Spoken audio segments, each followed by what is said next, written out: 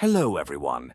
Today, let's talk about the story of a Chinese deity, XiangLiu.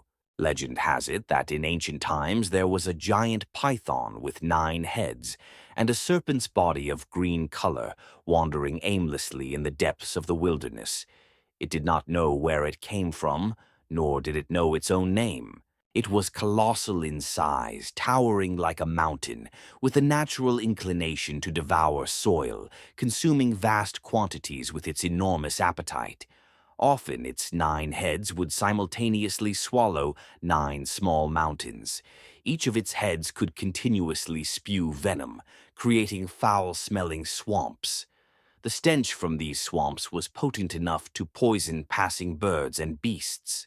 Therefore, the creatures in the wilderness always kept their distance from it.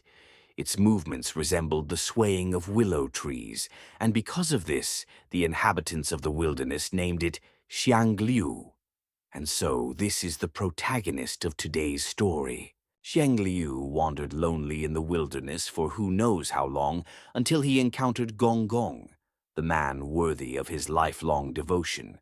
Gong, the water god, descendant of the Yandi, possessed noble divine lineage.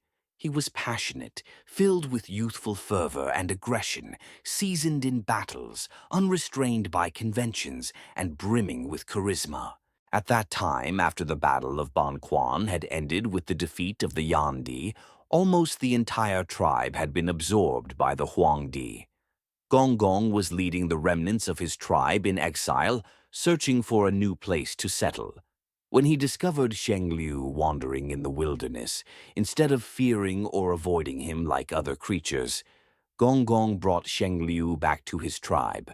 There, Gong taught XiangLiu how to control his abilities, how to transform into human form, and gave him a new name, XiangYao. XiangYao became a member of Gong's tribe, finding acceptance among his new companions. He, along with his good friend Fuyu, became trusted generals under Gong's command.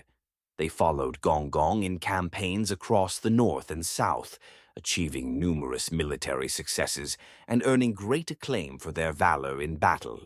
Later, when the Huangdi died, Zhuanshu ascended to the throne.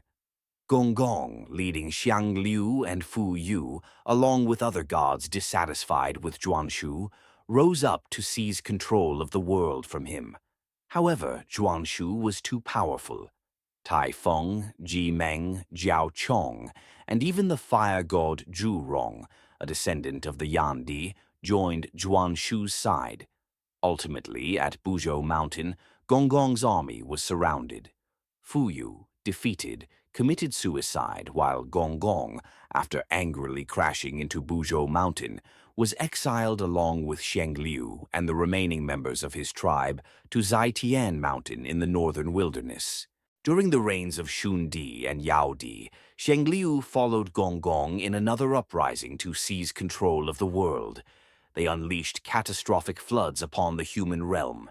This time they encountered an army led by Yu, composed of gods, divine beasts, dragons, and humans.